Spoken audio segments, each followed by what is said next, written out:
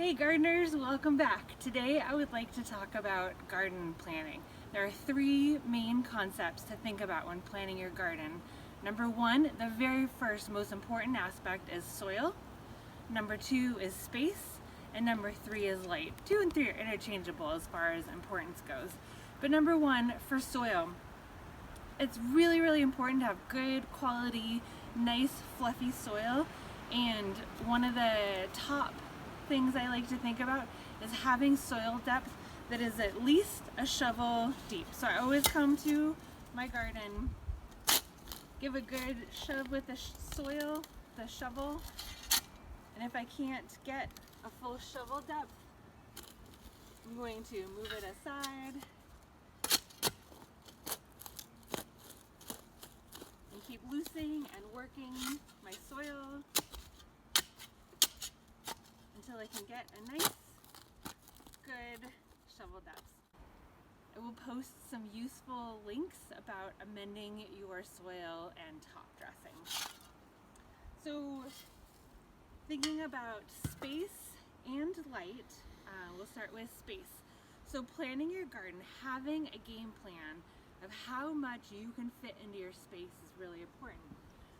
So if you've already gone out and picked out your seedlings, that's okay. If you haven't already, having a plan of action will help rein in how much you buy when you go to the garden center. So if you're working with a community garden plot, using this book, it's also online, is a great tool to help plan and organize. So if you are working with a raised bed space in a community garden like this, or if you are working in a community garden space where the plots are side by side like this, it's really important to think about how you are going to access your area and where the light is coming from. So if you have side well spaced out plots like the community gardens at the Race Center, then you know that you can access all the way around your plot. If it's closer together, like a lot of city community gardens are, and they're side by side, you want to think about how you access. So if you're lucky enough to have an end plot, you can access from the edges anywhere. And a good rule of thumb is you never want to have your bed more than 4 feet in width. The idea is that standing or kneeling or reaching, you can always reach 2 feet across from your path. So if you have an end plot, having a path up the middle where the beds are never more than 4 feet across that you can access for either side. If you have more of a middle plot, having something like a path where you can walk and access your beds. So here they're only 2 feet across because you're not going to be going to your neighbor's plot to access your beds. So having narrower beds on the edges. It's also important to think about where the light comes from. So I've indicated north on my map here. So that means over here will be east and here's west.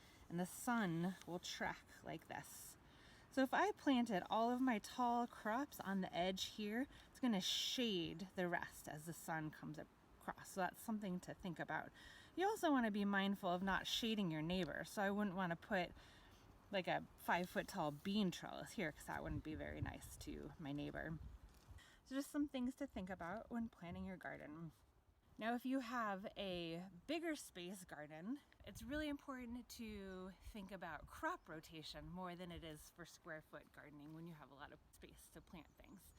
And I made up a little rhyme to help remember. In the checklist, there's some notes about that to help you remember for your garden planning.